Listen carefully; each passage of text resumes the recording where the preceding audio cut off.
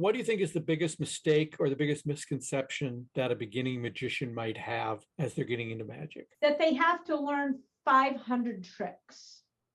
You need one trick, do it well. That's the only thing you focus on is that one trick. That's it. When you get that, then you get another trick. And that's all you focus on. That's it. That's kind of an Al Schneider way of teaching, right? I mean, that's what he taught you, is that we're not moving on. And Eugene was a big proponent of that too. And so was Di Vernon a big proponent of that. When I went out and worked at the Magic Castle the first time in '88, I asked him, if you could only give one piece of advice, what would that advice be? And he said, only learn one trick at a time and don't move on until you have it. And I 100% agree with that counsel. So let me just make this more kind of global, I guess. What are magicians doing wrong? Oh, goodness, where do I start?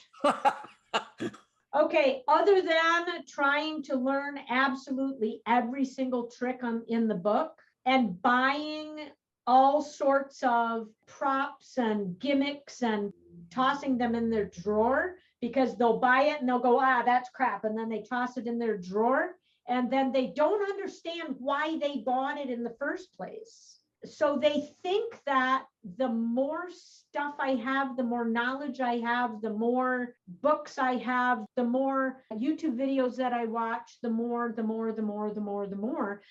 That's magic hoarding. That's all that is. And if you're hoarding magic, you're not really learning anything. You're just stuffing your brain full of all sorts of superfluous stuff. And I'm not going to say they're doing it wrong. I'm going to say they're doing it inefficiently. When I teach at conventions, the most common question that I always get at a convention or a lecture is, what are you working on now? I'm training my horse. We're remodeling our bathroom. What do you mean? What am I working on now? You mean another trick? I don't need another trick. You learn one trick and you learn it so that your body knows it.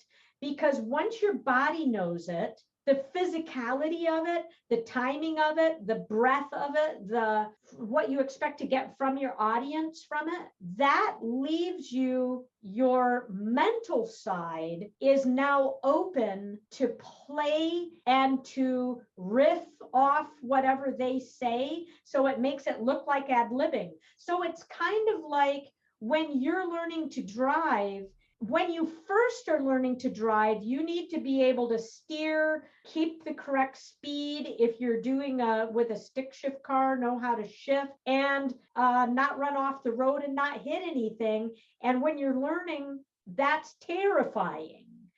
But now that I've been driving for feels like longer than I've been alive, I don't even think about it. And I can be talking on the phone and see something that I have to avoid in the road and not hit anything because my body already knows what to do. So you've got to get it so that your body knows what to do to give your brain the room to play.